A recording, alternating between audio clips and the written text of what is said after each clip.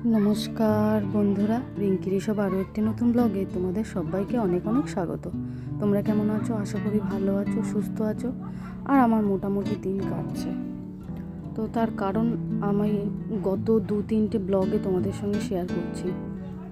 এর আগে আমি শেয়ার করিনি, অনেক সাত ভেবে আমি শেয়ার করিনি, কিন্তু এখন যখন আমি শেয়ার করতে শুরু করেছি তো আমি চেষ্টা করব তোমাদের সঙ্গে খুঁটিনাটি যা হয় সেগুলো সবই শেয়ার করার।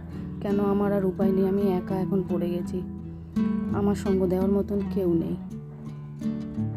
আজকেও আমার ছেলেকে নিয়ে উল্টোপাল্টা কথা বলেছে, মানে আমার ছেলেকে উদ্দেশ্য করে উল্টোপাল্টা কথা বলেছে। শাশুড়ি তো কিছুতেই চায় না আমি এই বাড়িতে থাকি, আমাকে এখান থেকে তাড়িয়েই ছাড়বে, ঠিক করে নিয়েছে। আমাকে এত ভালোবাসে তো সেই জন্য ঠিক করেই নিয়েছে যে এই বাড়ি থেকে আমাকে তাড়িয়ে ছাড়বে। তো জানি না আমি আর কতদিন আছি এই বাড়িতে, আর শেষ পর্যন্ত কী হবে আমি সেটাও জানি না। সবই ভগবানের হাতে, আমার তো কিছু করার ক্ষমতা নেই। না আছে আমার টাকা, না আছে আমার বল, না আছে কিচ্ছু। আমার কোনো উপায় নেই। আমাকে যদি সত্যিই তাড়িয়ে দেয় তাহলে আমাকে চলে যেতেই হবে। এমনি মুখে আমাকে অনেকবার তাড়িয়ে দিয়েছে। আমি নিরুপায় হয়ে এই বাড়িতে আছি, আমার কোনো উপায় নেই।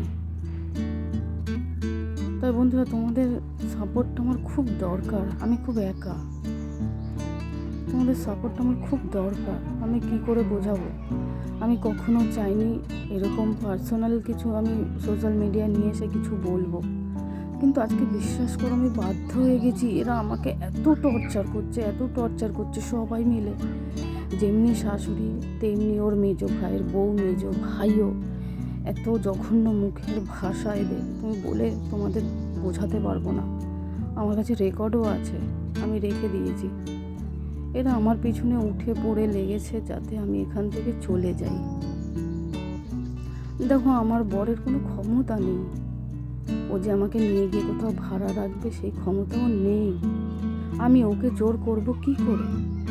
আমি নিজেও কিছু করতে পারি না আমার ছোট বাচ্চার জন্য।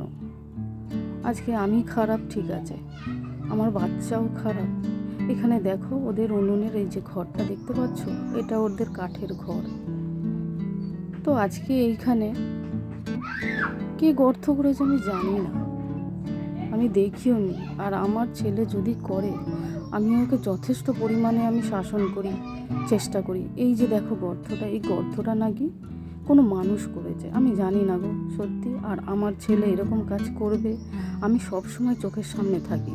আমার ছেলে এরকম করবে আমার জানা নেই। ওরা দোষ দিয়ে আমার ছেলেকে গালাগালি দিল, আমার ছেলেকে উদ্দেশ্য করে বাজে গালাগালি দিল, আমার একটা 5-6 বছরের বাচ্চা। আমি জানি না এরা কেন আমার পিছনে উঠে পড়ে লেগেছে। আর এখন বাজে 12:30, আমার রান্না কমপ্লিট হয়ে গেছে। আর দেখো, আমার ঘরের দরজা কিন্তু বন্ধ। আমার যত তাড়াতাড়ি চেষ্টা করি রান্নাটা হয়ে গেলেই আমি পর্দা তো ফেলে আমি থাকি আর দরজাও বন্ধ করে দিই।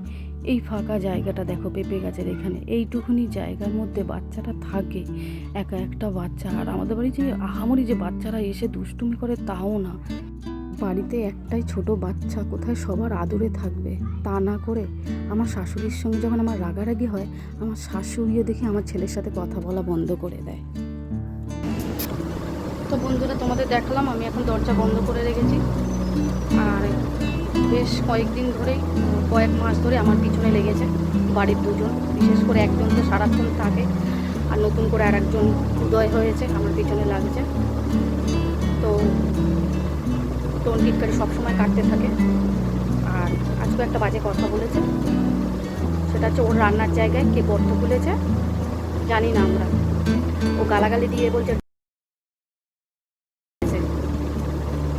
তো দেখো আমি কোন পরিস্থিতির মধ্যে আমি থাকি আমার ছেলেকে নিয়ে, ঘর বন্দি হয়ে একটা ঘরের মধ্যে, তোমরাই দেখো। আর আমি মনে করলাম এখন মোটামুটি আমি তোমাদের সঙ্গে সবই শেয়ার করবো, করেছি যখন সব কিছুই আমি তোমাদের সঙ্গে শেয়ার করবো। আমি আস্তে আস্তে প্রমাণও আমি বার করছি, আমার কাছে 2-1টা প্রমাণ আছে, আমি আরও নিচ্ছি। আজকেটা আমি নিতে পারিনি। তো তোমরা দেখো আমি কোন পরিস্থিতির মধ্যে থাকি বা আছি। মানে এরা সবাই চাইছে আমি বাড়ি থেকে বেরিয়ে যাই, এরা সবাই চাইছে ওই বাড়ি থেকে আমি বেরিয়ে যাই, মানে বাড়িটা ছেড়ে আমি আর আমার ছেলে চলে যাই। আমার ছেলে ওদের পথের পুরো কাটা। আমি জানি না আমার ছেলে ওদের কোন বাড়াঘাতে চাই দিয়ে যায়।